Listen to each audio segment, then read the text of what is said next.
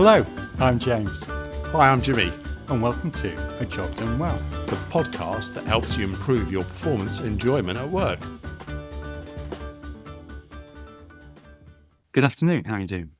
I'm doing well, James. How are you? I'm fabulous, thank you very much. What are we talking about today then?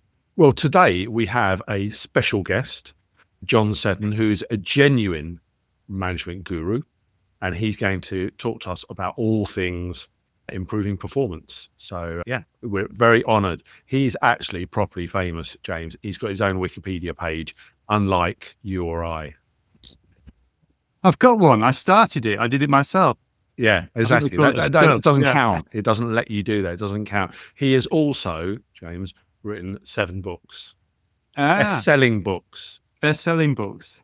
unlike you with your one published book that was a bestseller on what? It was the bestseller in management advice for over 50s who were pointy-headed and were interested in personal improvement. Exactly. But it got to number one. Niche. Yeah. Anyhow, more of that. But an important thing today, James, today is actually our 100th episode. Very good. I'm amazed.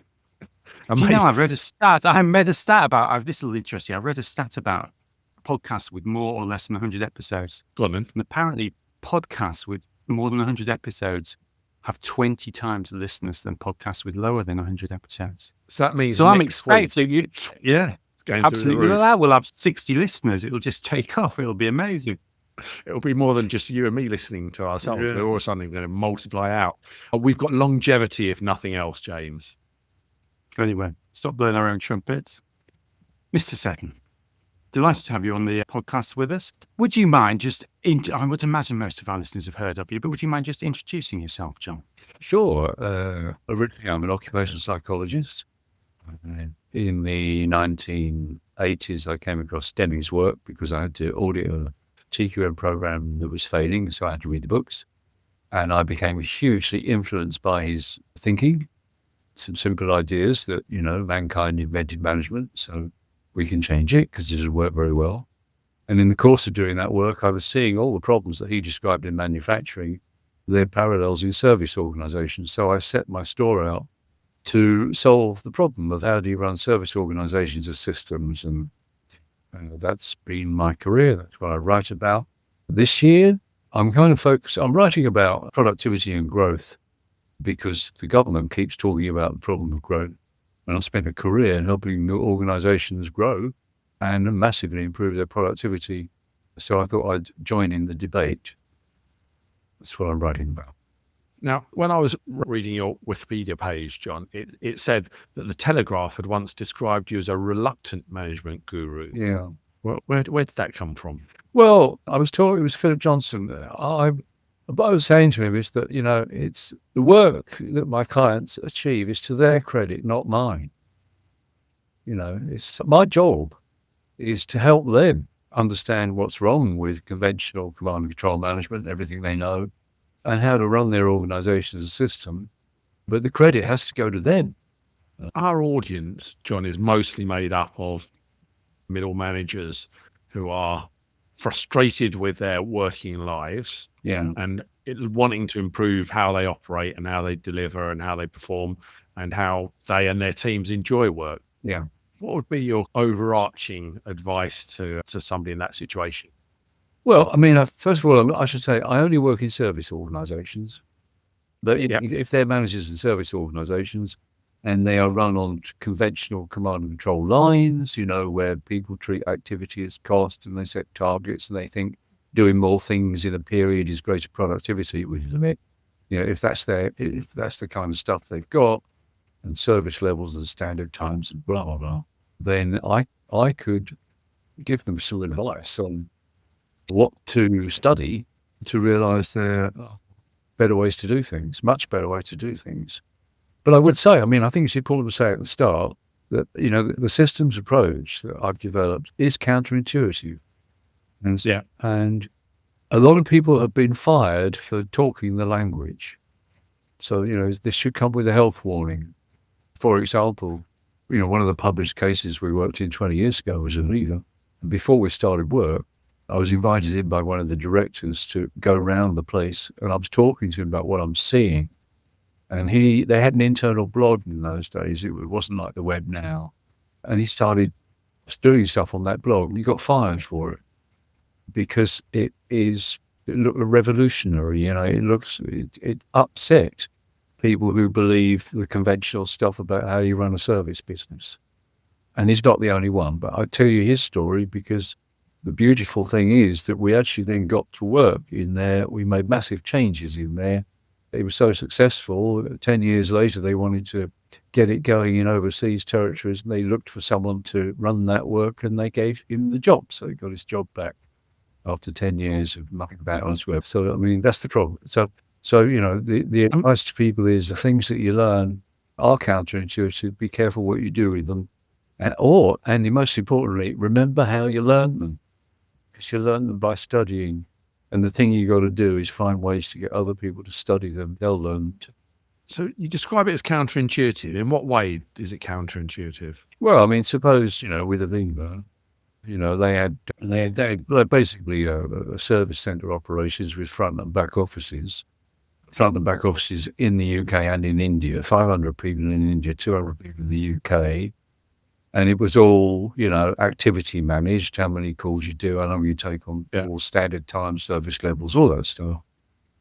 And if I'd said to them, well, the way to solve this problem is for your people at the front end, you don't need a back office, the people in the front end, if we understood the demand from a customer's point of view and trained them to service all of that demand, it'll work much better. And they just look at you and go, don't be stupid, that would be too expensive.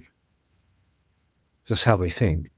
They think there are things like easy work and hard work, so we got to divide work into simple stuff and less simple. This is how they think. But indeed, that's what they ended up doing. And why is that wrong then, John? So I have some sympathy with your view, but why is it wrong? Well, they think it's wrong because they think the costs will go up. Imagine you're running a heat and hot water business and you're sending engineers out to do so many jobs a day, and the jobs are diagnosed by someone remotely, and the engineer gets a job ticket with a time on it and a material that could be in his van, might not be in his van. He's going to go and pick it up, and then the idea is that he should go in and fit that thing and then leave. If I said to them, the better way to run a system like this is don't diagnose it until you got the engineer in front of it. Know what's likely to be needed in terms of parts because you understood the demand from the systems over time, and that's not a difficult thing to do. And when the engineer gets there, don't just fit the part, make sure the whole system is running. That's the way you do this. And they look at you as though you're daft, because that will blow the time requirements. But you see, what they can't see is that currently they're visiting customers on average 6 times a year. Fucking balmy. If they start doing the right thing, they'll be visiting, down to once. I mean, we did it with a firm in South Africa where they got down to close to 1 visit per customer per year, improving on a break-fix design is what we just talked about. And then, this is something I really like, because we taught them how to think. About a year later, they were in touch with us saying, well, we've moved on. Well, what do you mean? Well, because we've been fixing old systems, we've been keeping records of what customers have got in their properties. And so we've moved to a preventative design, because if we know what they've got, we know the probability of these things breaking down, what parts they're going to need. So what we're aiming to do is to have them have a continuous, forever supply of heat and hot water. And what we're going to do is we'll turn up for a service visit and fix the things that we know could break. I mean, what an astonishing... Now, you imagine the economics of that. They've gone down from 4 or 5 on average a year to once, and they've got customers who love it. And now they've got a great marketing strategy. If you're with us and you haven't got the hot water, I guarantee it'll be on by tea time. They can do that because now they've got the capacity to respond in that way. Our podcast is all about helping people, teams and organisations perform better and enjoy work more. And I go as far as saying that we believe that everyone and every team has the potential to transform their performance by optimising what they currently do. So if you'd like to discuss how we can help you transform your performance, then get in touch or maybe check out our website. We also do speaking events, mentoring and advice work as well. So the way you describe that implies there are a couple of things wrong with the way in which people manage. So one is that, well, more than a couple. Okay. I was being polite. One is that you should focus on efficiency, right? So you should get people to be terribly good at doing one job and specialize. And you saying that is wrong then, or that we're just not very good at Well, specialization? it's interesting, let's go back to call centers, a lot of work goes Yeah. on specializing call centers because why do they do that? Well, it reduces the training costs, so these people will deal with these kinds of loans and these people deal with these kinds of loans, that kind of stuff in financial services. The interesting thing is that, I mean, the solution that you get to once you study your organization is you have one call center, and because you've understood demand from a customer's point of view, what value looks like, then you can handle all that stuff. Especially, and the interesting thing is when we started breaking down, so suppose you go into a financial service company, they got 6 different specialized call centers. When you start with one and redesign it, and then blend it in with another one, so you make 2. Every time you add another call center into the pot, rule of thumb, you get about a 20% improvement in its capacity. Really, I mean, we didn't predict that; it just happened. But you can understand why, because you've got more people who can Yeah. all the stuff. Back to the point, if a middle manager sat in an organization and you were saying that the risk is your views are quite counterintuitive. But I guess as we get into the philosophy and the thinking, it's difficult to argue with the principles that you're talking about. Mm. But if I'm a middle manager, how do I get started on changing how I operate? Well, I mean, if you're most services are transactional services. A transactional service starts with customer demand. So you might have an inbound service center. Step 1, study demand. Demand is the big lever in transactional services. If you go back to Aviva, when you study demand, what you learn in there 20 years ago, 70% or more of demand was what I call failure demand. Demand caused by a failure to do something or do something right for a customer. Now, we're talking about how managers react to these things. I know that because people tell me this all the time, and people go out and study demand, they learn they've got a huge amount of failure demand, and they go into their boss's office and they say, we've established there's all this failure demand at the front end of the system. And some bosses would turn around and say, yeah, that's normal in our industry. And you think, what a fuckwit. What I think, what a fuckwit. But, by definition, the failure demand is there because the service is crap. Remember how it's defined, the failure to do something right for a customer. And then the people, so it's easy to understand. It's easy to understand it's costing you a lot of money. It's easy to understand it's robbing you of capacity. But then what people do is they say, oh, well, because of their mindset, they say, oh, well, it must be because the bloody people aren't doing what they should do, or the processes need fixing. No, it's not. It's the systems fucked. If you go back to heat and hot water, there's only 2 important value steps, as I would put it: diagnosis and then the fix. Same in the health service, diagnosis and treatment. The health service is another broken system. So you have to go and find out what's going wrong in these value steps, because that's what's creating the failure demand. And what's going wrong is being driven by system conditions. Like I just described. If we've got a design that separates the diagnosis from the engineer, and has the engineer limited in terms of the time they can work, and prescribes a part they're going to use with the purpose of just getting there, so those are the system conditions that are creating the failures. Make sense? Your job as a leader is to change the system conditions. So going back, and if you've made a start and you've established this failure demand at the front end, what you've got to do next is find a leader who actually cares about customers and about productivity, who's looking to improve productivity and cares about customers, and introduce them gently to the idea that there's this phenomenon going on that's telling us the service isn't working well, and therefore it's worth exploring it further. Now, I often talk to middle managers about the need to make leaders curious. And the curious person is someone who will invest their own energy in finding out more about it. One of the mistakes that people can make is repeatedly telling leaders the same things, and that just pisses them off. That can get you fired. What do you mean? As in, I've seen in my team, I've got failure demand. I've got to go and convince someone in seniority that that's worth doing something about. So it's how you go about making them curious to solve that problem, as opposed to just continue shouting about the problem. That's correct. Because you could just say there's failure demand, it's wrong. Yeah. And what you're talking about is more than just telling them there's a problem.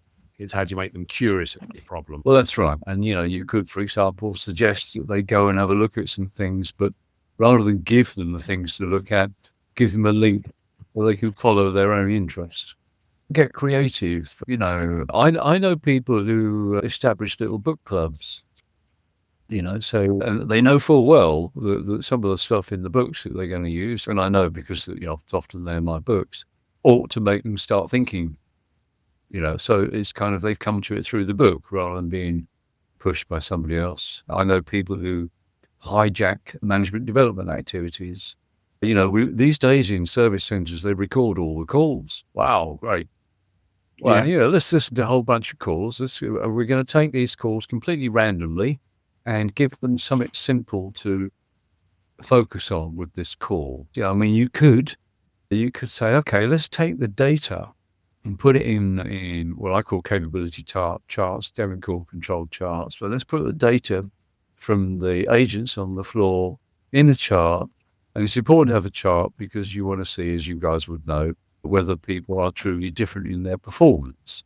Right? So you get a group of people who are top sellers, other group of people who are not so good sellers. Now, of course, when a manager sees that, they say, wow, why isn't everybody like the top sellers? Well, okay, let's listen to top sellers' calls, and we'll listen to the not so top sellers' calls and see what we learn. And what you always learn is the top sellers cheat the system. They use their ingenuity to rise the sales. And so what does that mean? It means you'll listen to calls where they've got a customer, they've got an issue, there's no way on God's earth they're going to buy anything. So what do? Get rid of it as soon as you can so you can take another. When you design a system correctly, it's to use that ingenuity in improving the work. A lot of that, John, is down to, or no, all of it, I would say, is down to the fact that people are hell-bent on designing incentives to make people work hard. Yes. And those incentives that they put in place just screw things up. And so, I've seen that countless times. Specifically, incentives always get you less because people work for the incentives, and that's against the purpose of the system. Yeah, and it's very, very difficult because if I'm sitting in the middle of the organisation, what can I do about that? Probably not a whole fat lot. I've worked with people in the middle of an organisation where all they do is they say to the boss, I've got an individual idea, can I take a group of people and put them in a little pod and we'll feed them the same demand that other people are getting. We're going to deal with it differently and see whether we get better results in terms of whatever measures they are relevant to what their purpose is there. And sometimes, they've got a boss who says, yeah, that's a good idea, off you go. The other point that you've made, John, is that, you've got to find somebody who's interested in productivity and interested in the customer. And if you position it in the right way, that should include nearly everyone, because there should be very few who in theory are not interested in one of those two things, if not both. Jimmy, I'm afraid I'm a bit cynical about that. I've worked with so many top leaders who are only concerned about delivering their particular thing to get their particular bonus. Yeah. And there's your point about the post office. I was reading about that. It was interesting. And they actually got a bonus. The senior guys in the post office got a financial bonus for not paying out the incentives because the cash flow stayed in the organisation. So it hit their profitability numbers by paying out compensation. I kid you not. Yeah, it's correct. Yeah. It's a sin, isn't it? Another way, though, of getting people interested in the work. It's a bit cynical, but it plays to the ego a little bit because, often senior leaders don't like to spend time on the front line, but quite often, I had a conversation in one organisation recently. I was saying that, the front line would really love to hear from the senior leaders and love to spend some time with them, and it'd have a real positive impact. So you place that ego a little bit, and everyone wants to come and then spend time on the front line. Yeah. And then when you get there, then they see what's really happening and they see how the system's really performing and how the work really is being done and how the customers are really being impacted. So, a little bit like your point about listening to phone calls, but actually getting them alongside people so that people can explain to them the challenges of doing the work. Yeah, we often do that kind of thing in very, very big companies. Yeah, because people think, big companies, they think they've got to do everything at once, and that's a big mistake. You can't do that. But you've started somewhere and the results are coming through and people are buzzing and people are, morale is up. It's all cool, great. And other leaders get curious. And instead of telling them what's going on, what we do is we set up what I would call a normative design. This is designed to change the thinking, okay? So, and it's in a location somewhere.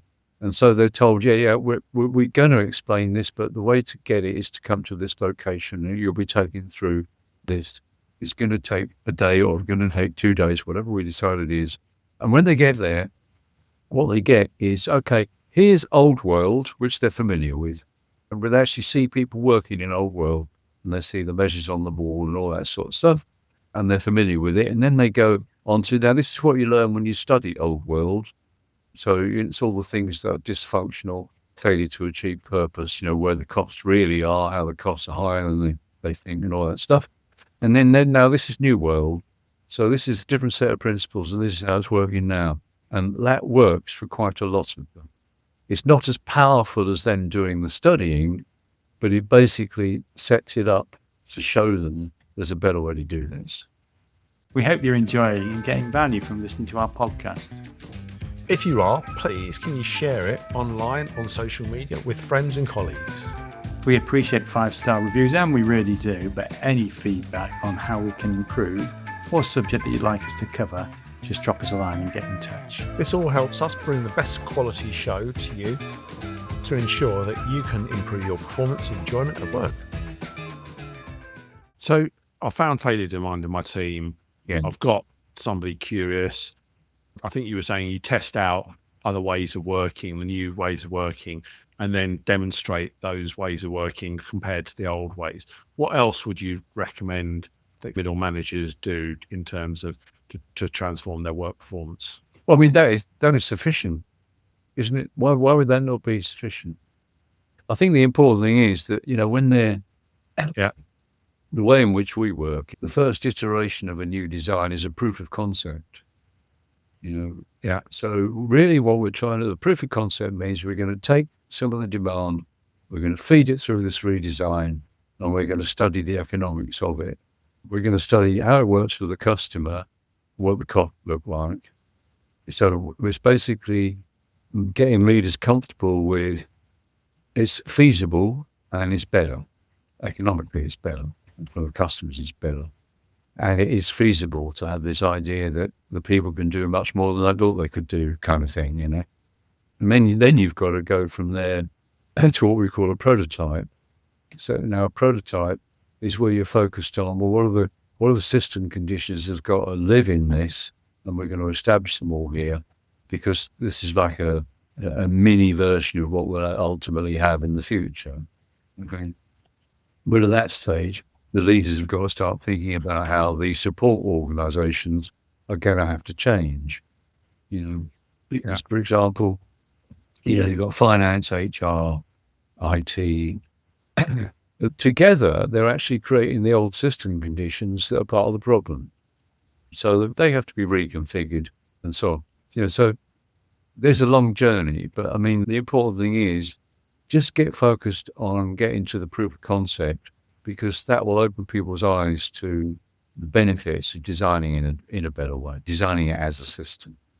When you go back to the redesign point, you said that managers have to look at the system and the system constraints that are causing some of the failure on. Yeah. What are the things that they should be looking at in terms of the system? All of the What do you controls, mean? basically the controls.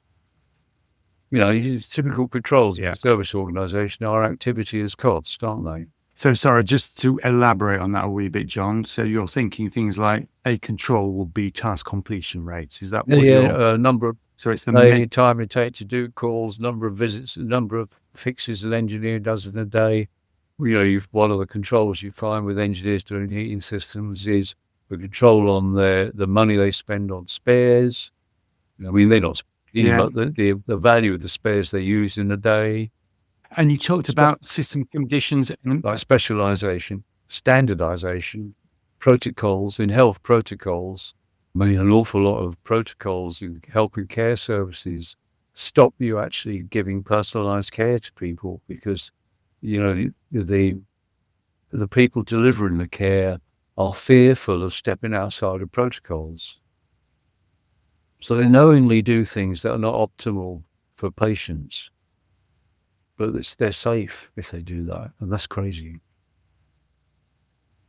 One of the big problems in today's environment is the systems, the way they're treated, the way they work, it stops them from thinking. Yeah. So we're all put in a box so how, if I'm a middle manager and my people have been squashed down for their whole careers, how can I improve their judgment? How can I improve their thinking? How would I go about that? Well, you could set them up to study end to end from a customer's point of view, so they see what's going on. I mean, this is particularly true. This is so true in the health service. You go into the health service and you meet great people with great skill and good attitude, but it's a crap system. Yeah. And some people get angry with the staff, which they shouldn't, because it's not the staff that are the problem; it's the way the system's. Yeah. And you can't tell those people that it's crap. But if you and we've done this a number of times, loads of times. If you get those people to look at the whole thing end to end, they suddenly go, "Oh my God, I didn't realise, what's going on here." Yeah, and out of that, and it's amazing. So the creativity that unleashes when you can do that. Yeah. I saw that, and it was a bunch of dustbin men, believe it or not. And people would imagine, they're refuse collectors. They're not the world's brightest. All sorts of negative connotations going on there in managers' minds. But they sat back and they looked at the whole system and they saw all the things that were going wrong. Yeah. And they just wanted to take some pride in their work. They just wanted to clear the streets. That's what they wanted to do. And they lit up. And I've never seen such an enthusiastic bunch of people in my life.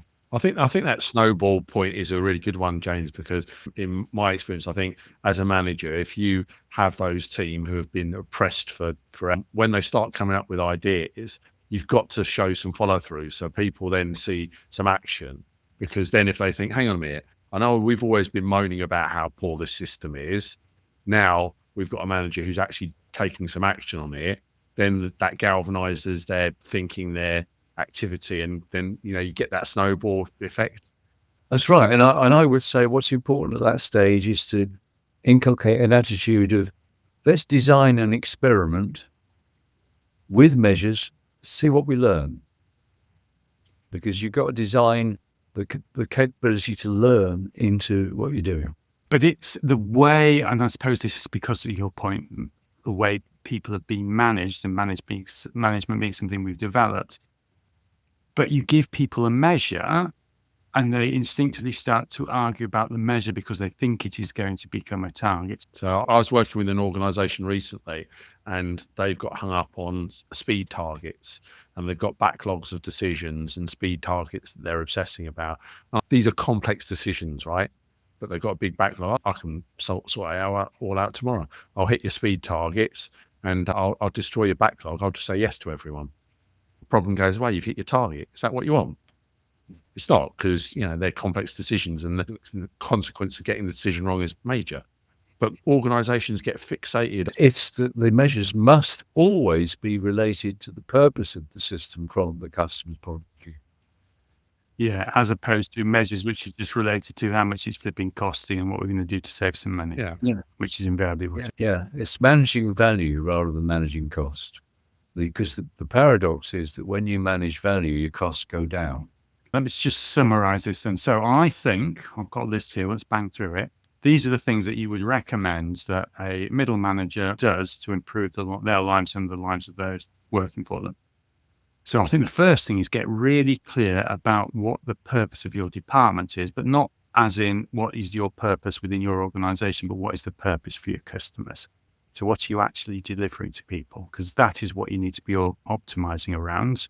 And if you haven't got clear about that, then you're on a hydrogen to nothing.